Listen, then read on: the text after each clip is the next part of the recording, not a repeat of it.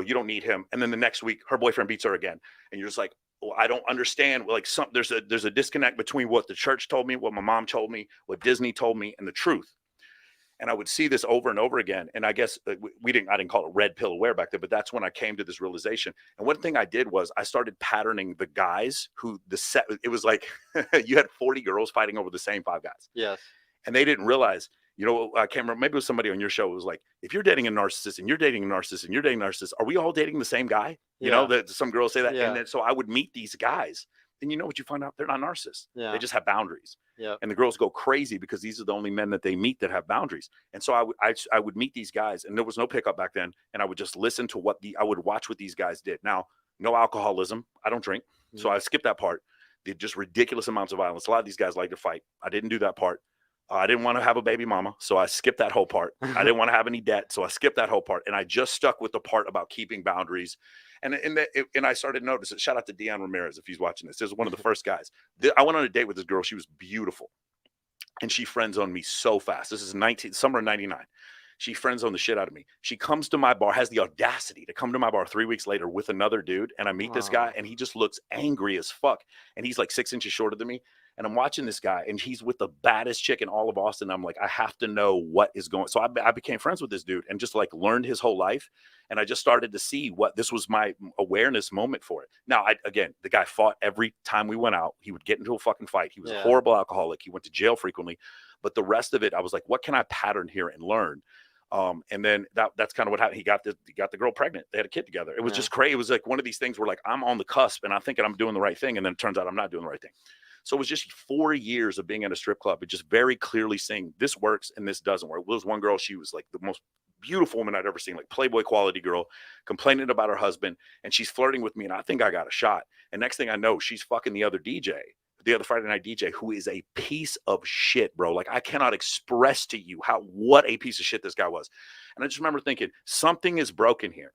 Something that I'm being told is not matching up with reality. And because I'm in a strip club, I see it every day. If you just go out once or twice a week, you're going to see it a little bit. If you work in a strip club, you're going to see 50 incidents of it, 4 days a week. Yeah. And then it's also, you're going to very clearly see. Now, of course, I'm not intimating by any means that strippers indicate all of female reality. That's not what I'm saying. What I am saying is the extreme examples. You do see that the men with the most money trying to get at the girls with the biggest boobs. You understand what I'm saying? Yeah. So you see, I wasn't aware of what evolutionary psychology was at the time, but I was watching it, right? And then 9/11 happened while I was in there. I remember it like it was yesterday, man. Some of the girls were scared. They went home, once that second tower came down.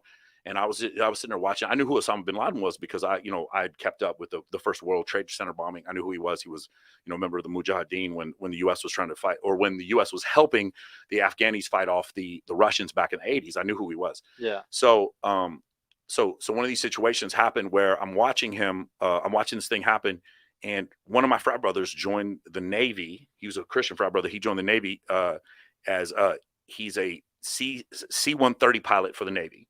So cargo pilot, and he was an instructor at Corpus Christi. And then my other frat brother, he passed away from sarcoidosis. He became a Marine Corps major, and he flew an EA-6B Prowler. Okay, so they were both flyers. So I go to the Marine Corps, and I'm like, hey, I want to join. I'd like to be an intel officer of the Marine Corps. They're like, we don't have any more spots. Everyone's trying to join right now because we had just gone to war. And so I went to the Air Force. I said, I'd like to be an intelligence officer. Like, okay, we'll give you the test. I take the test, and I score off the charts for nav pilot, so they make me a navigator. I'm like, I don't want to be a pilot. A pilot's 11. For those of you who don't know, pilot's 11-year commitment. Yeah. Navigator's 7-year commitment. Okay. Line officer's 4-year commitment. So I was like, I'll do 7. I'm not going to do 11 years in the Air Force. I'm not doing that. Yeah. So I sign up, and then I become a navigator. I end up living in Atlanta. And this is the second big awakening for me.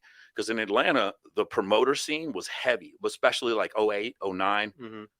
07 is probably, if you go read, I recommend all you people who like are interested in like the nightclub scene or where it came from, models and bottles and shit.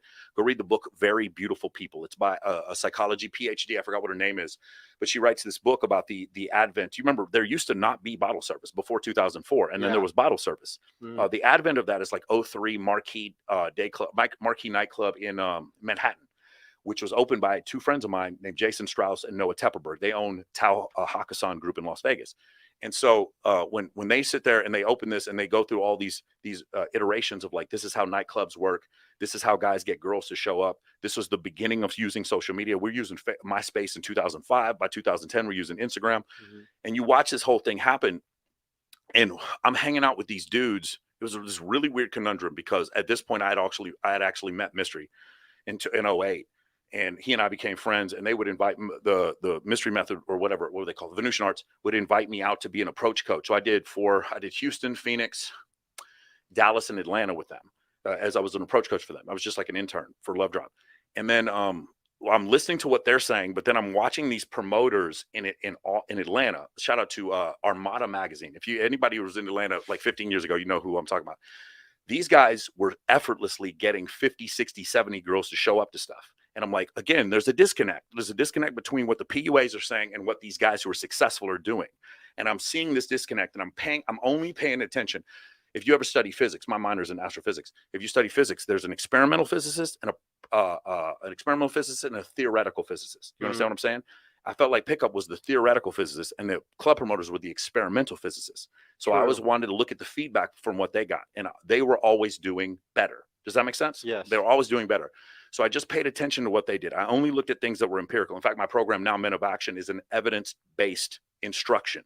That's all we do. We teach you how to build a business, how to become a better leader, how to become an entrepreneur. But the whole thing is based on evolutionary psychology, right? It's all based on statistics. None of MOA is based on my opinion, right?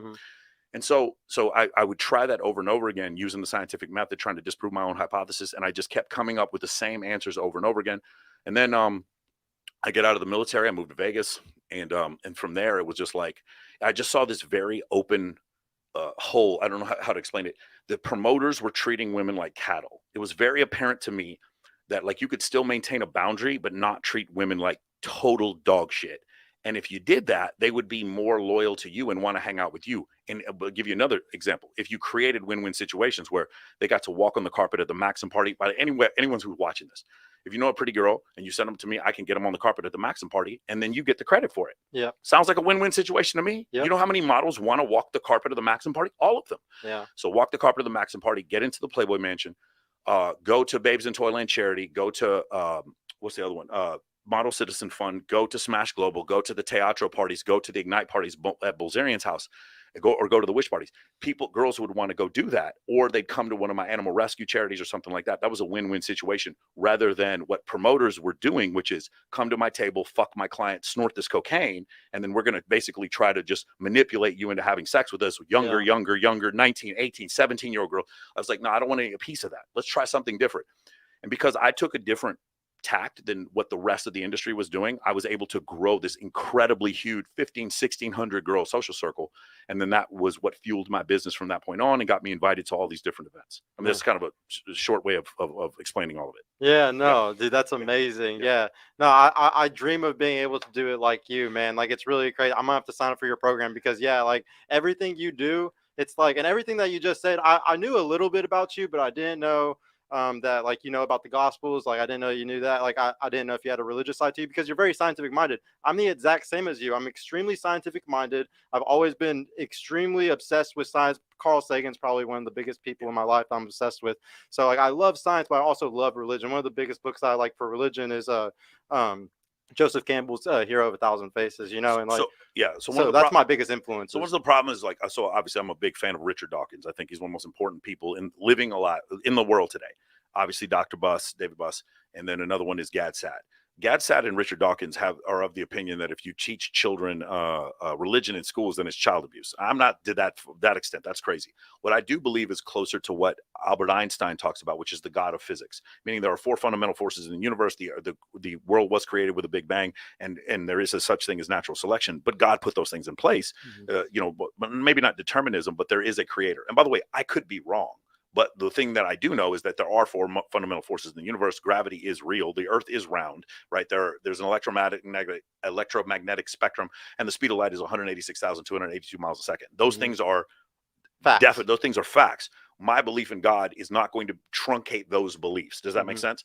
And so that's like, again, whenever you talk to people who are religious about evolution, their response is, we didn't come from monkeys. And then you're like, oh, I got it. That was rhetoric that you've heard. People who believe in evolution don't think we came from monkeys. We came from Australopithecus. You mentioned before about Homo sapiens. We're 300,000 years old. Mammals are 100. That's the class of animal you guys belong to. Is the mammalia? That's 178 million years old. Hominid is 3 million years old. Sapiens is 300,000 years old. But a lot of people don't realize when you say human, there were 21 species of human: Homo habilis, Homo australis, Homo erectus, Homo neanderthalis, and we killed them all. Yeah, because we're the most violent species that's ever existed on this planet, and people have a very difficult time believing that. If you have a hard time with that, read a book called All Quiet on the Western Front.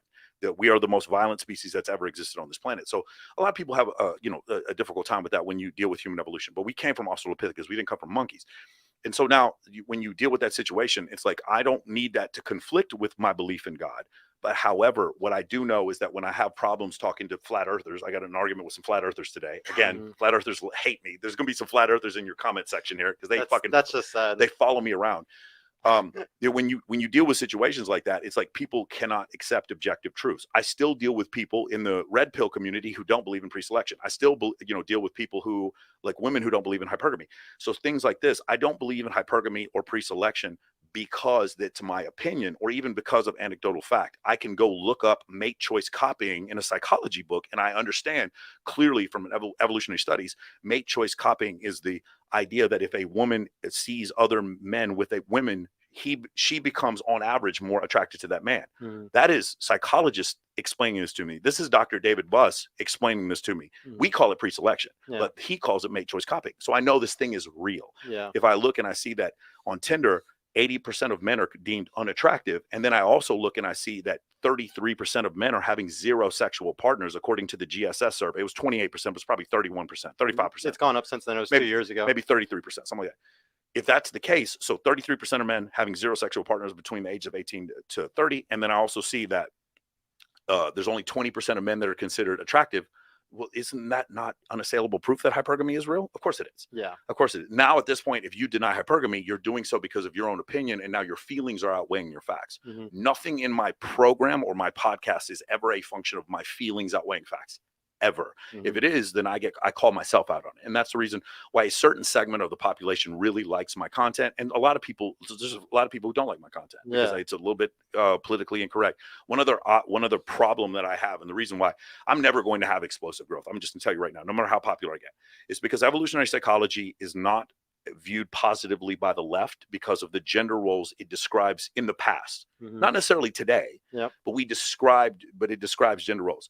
The gender roles between men and women were not confusing 50,000 years ago. They were very, very clearly defined 50,000 years ago. I'm not saying that's right, and I'm not saying that's wrong, but it is what is. And the people on the right don't like evolutionary psychology because it's evolution, right? It's a scientific explanation for all of our proclivities. Well, I thought that was God. No, actually, the reason why you like sugar is because sugar actually helped your ancestors survive, right? You don't eat poop, right? Well, that's because you don't actually have free will. That's another thing, is that the people on the right like the idea of free will, and free will is a bit of an illusion, not complete evolution, not a complete illusion, but about 95% illusion. You can choose between chocolate and vanilla, but not chocolate and poop. So you don't really have free will. So that's essentially why I'm kind of pinned in this like narrow category.